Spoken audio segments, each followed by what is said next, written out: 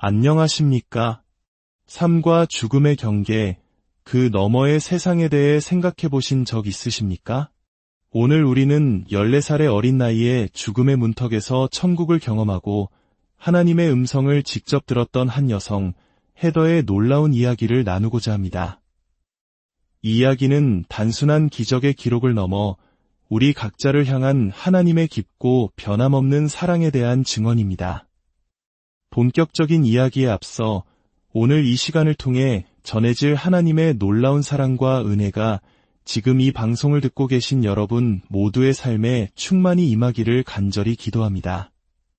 만약 이 이야기가 여러분의 마음에 울림을 준다면 좋아요와 채널 구독으로 저희의 사역을 응원해 주십시오. 여러분의 작은 손길 하나가 절망 속에 있는 또 다른 누군가에게는 꺼지지 않는 희망의 불씨가 될 수 있습니다. 이제 헤더의 이야기 속으로 함께 들어가 보겠습니다. 헤더는 9살 때부터 체조해온 열정을 쏟아부은 꿈 많은 체조 선수였습니다. 사고가 일어난 그날도 그녀는 몇 시간 동안 고된 훈련을 마친 뒤였습니다. 온몸의 근육이 지쳐 있었죠. 잠시 휴식을 위해 공원에 들렀는데 그곳에서 자신보다 어린 소녀가 그네를 타는 모습을 무심코 지켜보고 있었습니다. 그 순간 헤더는 어떤 특별한 동작을 하고 있지도 않았습니다. 그저 그네에 앉아 뒤로 몸을 젖히는 순간이었습니다. 하지만 그날따라 온종일 계속된 훈련으로 지칠 대로 지친 근육이 버텨주지 못했습니다. 그녀의 머리가 앞으로 세차게 쏠리면서 땅에 그대로 부딪혔고 바로 그 순간 헤더는 자신의 목에서 끔찍하게 부서지는 소리를 들었습니다. 뚝하는 소리와 함께 세상의 모든 빛이 사라지고 칠흑 같은 어둠이 그녀를 덮쳤습니다. 얼마나 지났을까 희미하게 의식이 돌아왔을 때 귓가에 어린 소녀의 울음 섞인 목소리가 들렸습니다. 어떻게 해야 해요? 헤더는 간신히 입을 열어 우리 부모님 좀 불러줘 라고 말하고는 다시 정신을 잃었습니다. 다음에 눈을 떴을 때 헤더는 자신이 길을 걷고 있다는 사실을 깨달았습니다. 어떻게 일어났는지, 어떻게 걷기 시작했는지 전혀 기억나지 않았습니다. 그녀는 부서진 목을 두 손으로 감싸진 채 마치 머리를 받치듯 필사적으로 걷고 있었습니다. 만약 그 손을 놓는다면 머리가 앞으로 꺾여버릴 것만 같은 아찔한 상황이었습니다. 그렇게 위태롭게 걸어 부모님이 친구들과 담소를 나누고 계시던 집에 도착했습니다. 문을 열고 들어서는 딸의 모습을 본 어머니의 얼굴에 당혹감이 서렸습니다. 헤더는 힘겹게 말했습니다. 엄마, 저 목이 부러진 것 같아요. 그 말을 듣자마자 부모님은 즉시 그녀를 차에 태워 병원으로 내달렸습니다. 병원에 도착한 부모님은 의사들에게 우리 딸 목이 부러졌어요. 라고 외쳤습니다. 의사들이 환자는 어디 있습니까? 라고 묻자 아버지는 차에 있습니다. 라고 답했습니다. 의사들은 경악하며 소리쳤습니다. 환자를 직접 옮기셨다고요. 의료진이 급히 달려와 헤더를 병원 안으로 옮겼습니다. 각종 검사가 진행되었고 곧 CT 촬영실로 옮겨졌습니다. 당시 14살이었던 헤더는 자신의 상태가 얼마나 심각한지 전혀 알지 못했습니다. 그녀가 다친 부위는 C1, 즉 첫 번째 경추였습니다. 우리에게 슈퍼맨으로 잘 알려진 배우 크리스토퍼 리브가 낙마사고로 다쳐 전신마비가 되었던 바로 그 부위였습니다. 첫 번째 경추는 우리의 폐와 호흡을 관장하는 매우 중요한 신경과 연결되어 있습니다. 의사들은 헤더의 폐 기능이 언제 멈출지, 그래서 질식사하게 될지 모르는 상황을 초조하게 지켜보고 있었습니다. 차가운 금속 테이블 위에 누워 CT 촬영기계 안으로 들어갈 때 의료진이 말했습니다. 헤더, 사진 몇 장만 찍고 금방 돌아올게. 그 말이 끝나기 무섭게 기계들이 내는 규칙적인 소음 속에서 헤더는 스르르 잠이 오기 시작했습니다. 잠시 눈을 감았다 떴을 때 믿을 수 없는 광경이 펼쳐졌습니다. 그녀는 테이블 위에 누워있는 자기 자신을 위에서 내려다보고 있었습니다. 그녀의 영혼이 몸에서 빠져나온 것입니다. 놀랍게도 몸을 벗어난 순간 모든 고통이 사라졌습니다. 두려움도, 아픔도, 그 어떤 부정적인 감정도 없었습니다. 그저 저기 테이블에 누워있는 게 나구나 하고 담담하게 사실을 인지할 뿐이었습니다. 그리고 다음 순간 그녀는 더 이상 병원 검사실에 있지 않았습니다. 눈앞에는 마치 집처럼 편안하고 아늑한, 하지만 이 세상의 공간은 아닌 듯한 곳이 펼쳐졌습니다. 나중에야 그곳이 삶과 죽음의 경계에 있는 중간 지점과 같은 곳이라는 것을 깨닫게 되었습니다. 그곳에는 많은 사람들이 있었는데 이상하게도 모두가 낯익었습니다. 얼굴 하나하나를 특정할 수는 없었지만 그들이 누구인지 본능적으로 알 수 있을 것 같은 느낌이었습니다. 그들의 몸에서는 형언할 수 없는 빛이 뿜어져 나오고 있었고 서로 평화롭게 대화를 나누고 있었습니다. 헤더는 그저 그 풍경을 조용히 관찰할 뿐 그들에게 말을 걸 수도 그들이 그녀에게 말을 걸어오지도 않았습니다. 헤더를 가장 사로잡았던 것은 바로 발밑에 풀이 피었습니다. 평범한 풀잎 하나가 그녀가 평생 본 그 어떤 것보다 아름다웠습니다.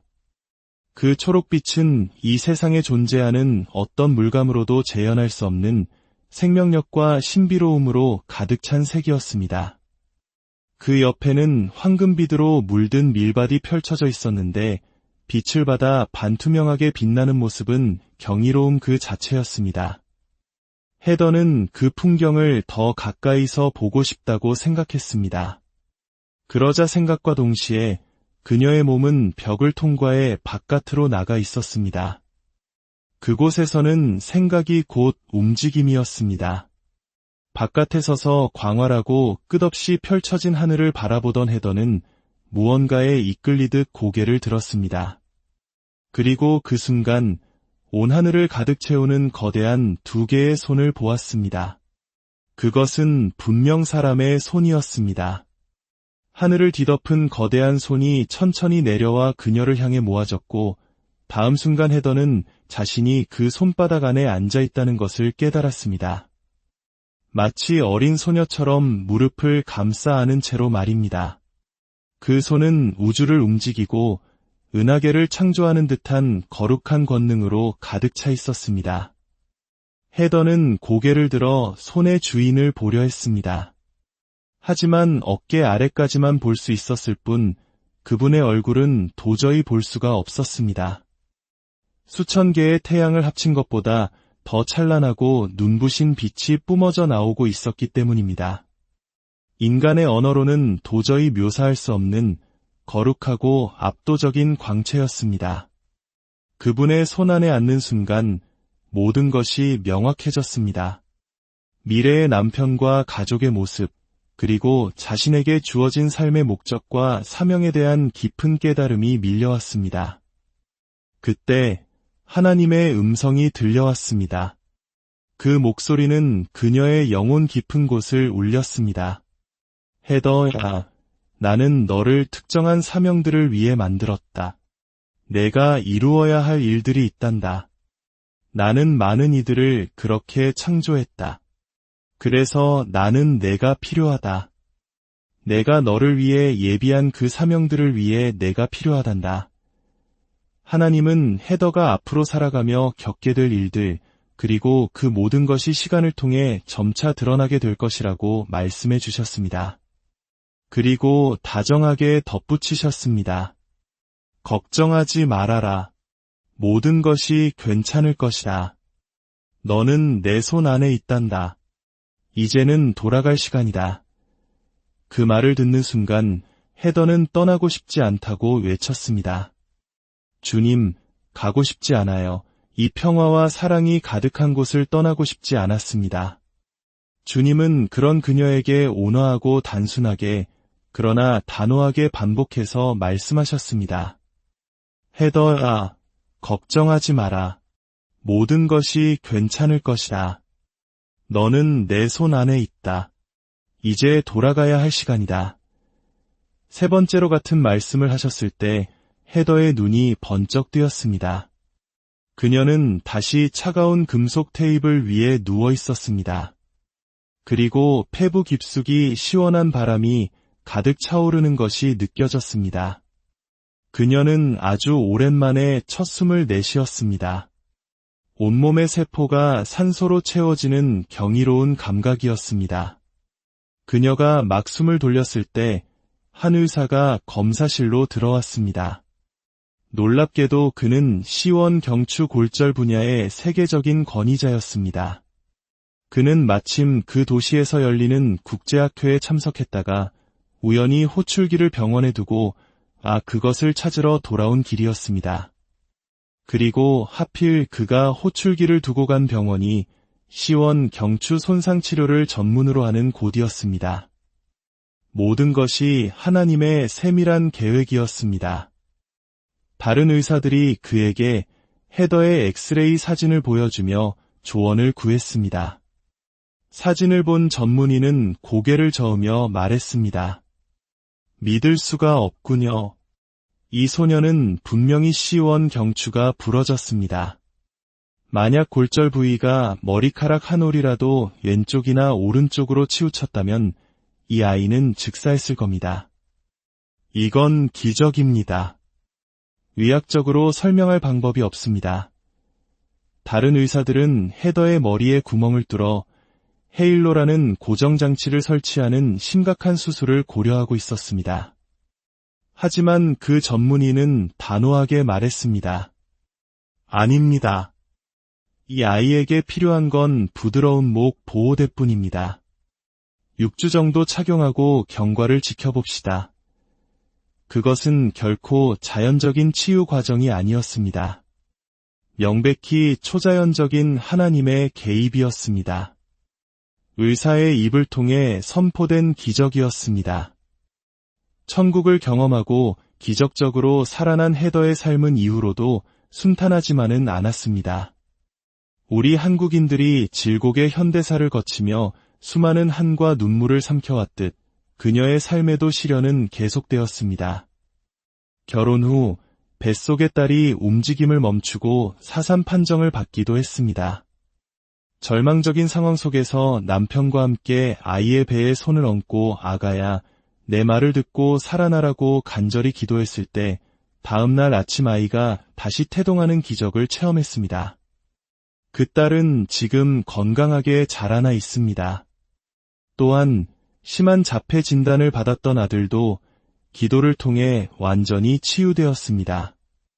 가장 큰 시련은 그녀 자신에게 찾아왔습니다. 유전성 신부전으로 양쪽 신장이 모두 망가져 3년 가까이 투석을 받아야만 했습니다. 천국을 경험한 사람이 왜 이런 고통을 겪어야 하는지 의문이 들 수도 있습니다. 하지만 헤더는 이 모든 과정을 통해 중요한 깨달음을 얻었습니다. 기적은 우리가 기도하거나 금식할 시간도 없이 순식간에 일어나는 하나님의 주권적인 역사입니다. 그러나 치유는 다릅니다.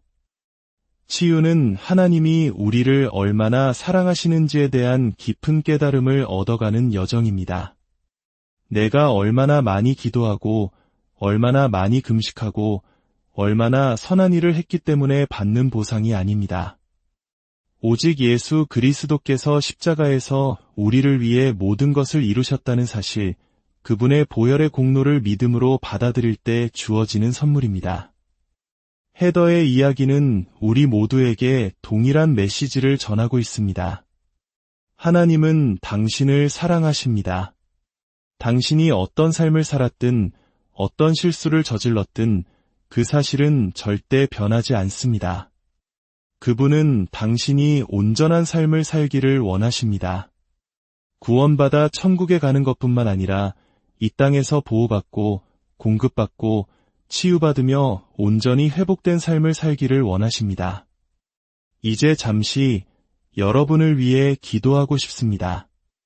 여러분이 어떤 상황에 있든지 주님의 사랑과 능력이 함께하심을 믿으십시오. 사랑과 은혜가 풍성하신 하나님 아버지, 지금 이 시간 헤더의 간증을 통해 주님의 살아계심을 목도한 모든 이들을 위해 기도합니다. 삶의 무게에 짓눌려 고통받는 이들이 있습니까? 질병으로 신음하는 이들이 있습니까? 관계의 어려움으로 눈물 흘리는 이들이 있습니까? 미래에 대한 불안으로 잠 못 이루는 이들이 있습니까? 주님, 친히 찾아가 주셔서 그들을 위로하여 주옵소서. 예수 그리스도께서 십자가에서 흘리신 보혈의 능력으로 그들의 몸과 마음과 영혼을 덮어 주옵소서. 모든 질병과 연약함은 떠나갈지어다. 모든 불안과 두려움은 사라질지어다. 당신의 몸의 모든 세포와 신경과 장기가 예수 그리스도의 피에 반응하여 온전함을 회복할 것을 선포합니다. 당신의 마음에 세상이 줄 수 없는 평강이 강물처럼 흐를 것을 선포합니다. 하나님은 당신을 사랑하십니다. 그분은 당신의 삶을 위한 놀라운 계획을 가지고 계십니다. 그 사랑을 믿고 받아들이십시오. 당신의 삶이 바로 기적의 증거가 될 것입니다.